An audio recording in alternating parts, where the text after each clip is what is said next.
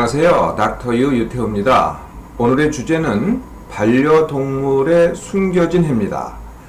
반려동물, 또 애완동물이라고 있죠. 애완동물. 애완동물하고 반려동물하고 뭐 이렇게 비슷한 말인데요. 조금 의미의 차이가 있습니다.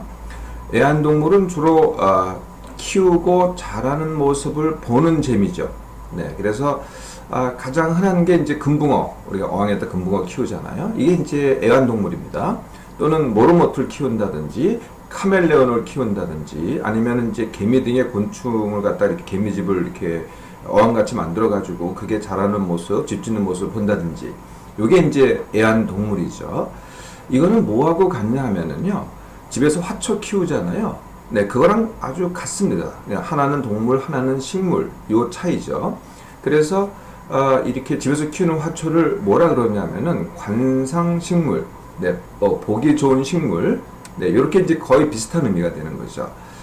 반면에 반려동물은 의미가 많이 다릅니다. 반려, 그러니까 거의 가족과 같은 존재죠. 가족과 같은 친밀 관계를 갖는 그러한 동물. 그래서 이 반려동물은 주로 개하고 고양이입니다. 네, 아까 이 다른 동물들하고는 좀 다르죠.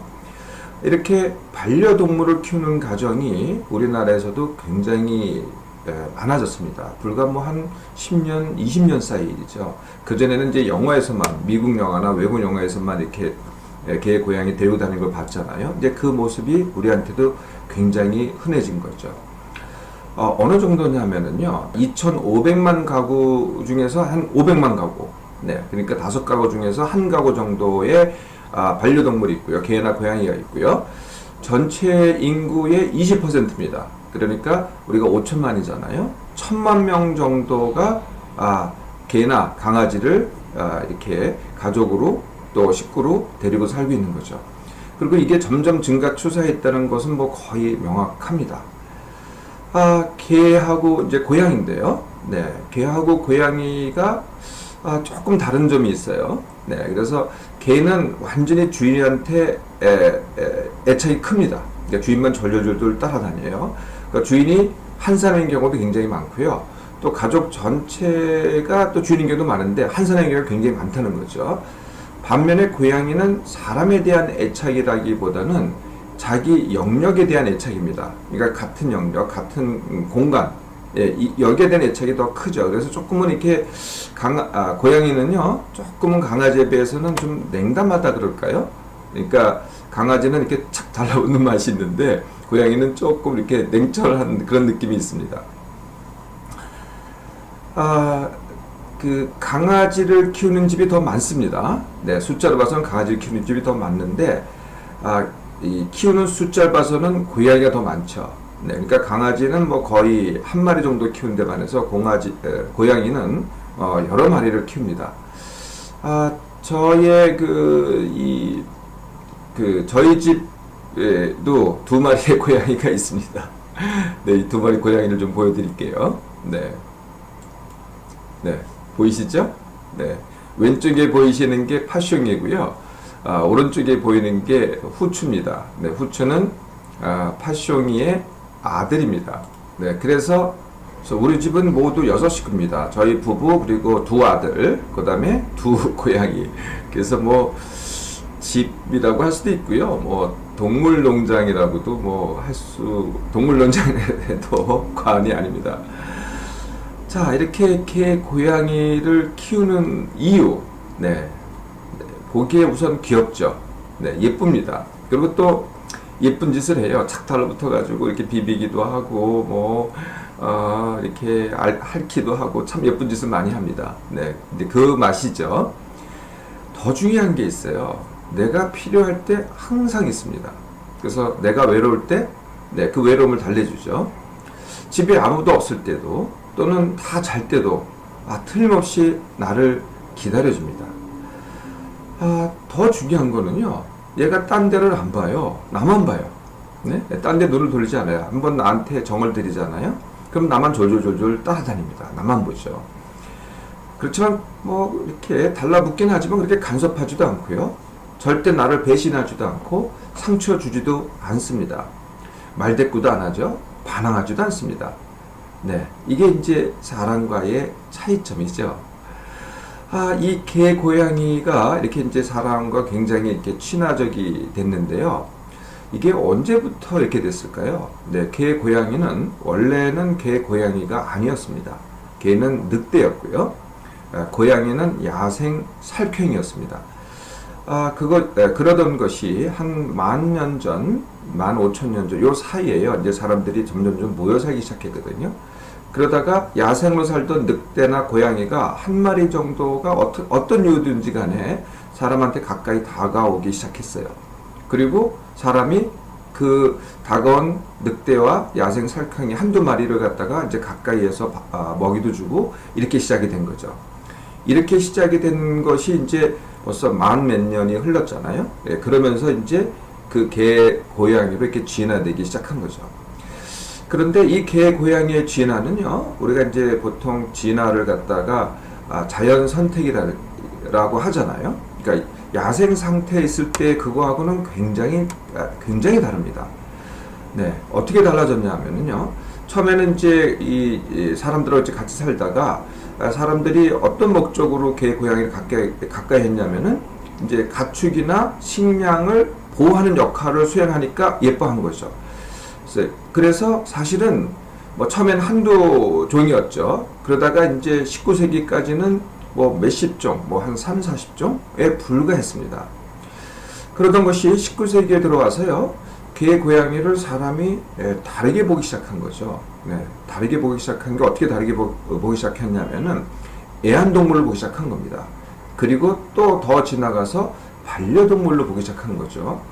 그래서 어떻게 사람이 이제 작용을 하기 시작했냐면은 이제 이 품종 개량을 한 겁니다. 네, 품종 개량 아시죠? 그러니까 동물로서는 이제 육종이라고 합니다.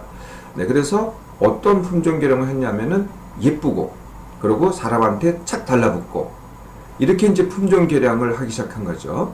그래서 19세기까지만 해도 몇십 종이었는데요. 지금은 몇백 종입니다. 적어도 전 세계적으로 보면은요, 400종이 넘는 것 같아요.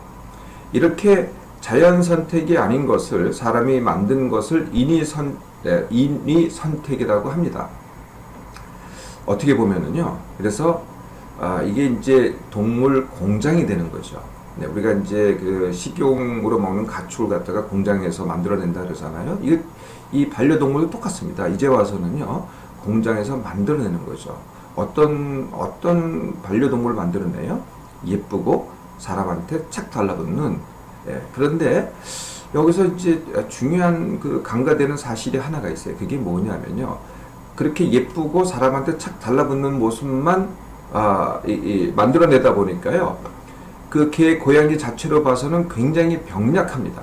네, 그러니까 그 만들어낼 때 근친상간도 많거든요. 네, 근친상간이 많으면은 뭐 여러 가지 병이 많다는 거 여러분들 많이 들어보셨죠. 네, 그래서 태어날 때부터 굉장히 병약하게 태어납니다. 야생 상태에서는 그렇지 않거든요. 강하죠.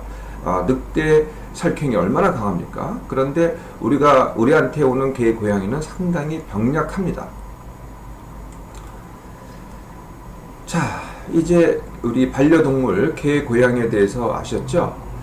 도대체가 어떤 숨겨진 해가 있을까요? 이렇게 이제 우리한테 이롭고 좋은 것만 같지만은 참 숨겨진 해가 있습니다. 좀 짐작이 되시지 않으세요? 가장 큰 해는요, 이게 역설적으로 사람과 멀어지는 해입니다. 네. 일부에서는요, 물론, 네, 반려동물을 중간으로 해서, 네, 해서 이렇게 친해지는 경우도 있어요. 마치 이제 엄마가 친구를 잘 못 사귀다가 아이의 친구의 엄마를 사귀는 것과 비슷한 거죠.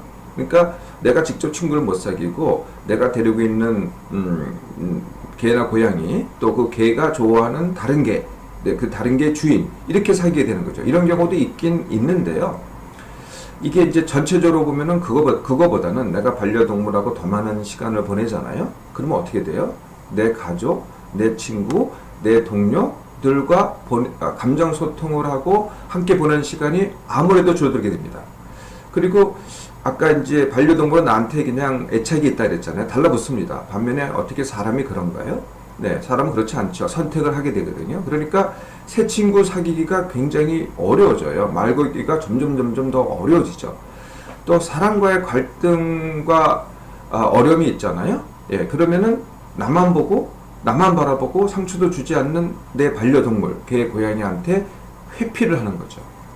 네, 제가 이전 시간에 이제 1인 가구가 늘고 있다. 뭐 혼밥, 혼술, 또 혼자 맥주 마시는 사람, 혼맥이라고 하죠. 혼자 영화 보는 사람, 혼영. 네, 혼영이라고 합니다. 요새는 혼디도 있더라고요. 혼자 디저트 먹는 사람. 근데 산책하는 사람. 네, 원래 산책이라는 건 뭐 혼자 하든지 뭐 한두 명이 이렇게 하잖아요. 요새는 강아지 또는 개를 데리고 산책을 합니다. 이것도 알고 보면은 혼산이죠. 혼자 산책하는 겁니다. 30대 가구, 예, 1인 가구, 20, 30대 1인 가구 보면은 반려동물이 개나 고양이가 있습니다.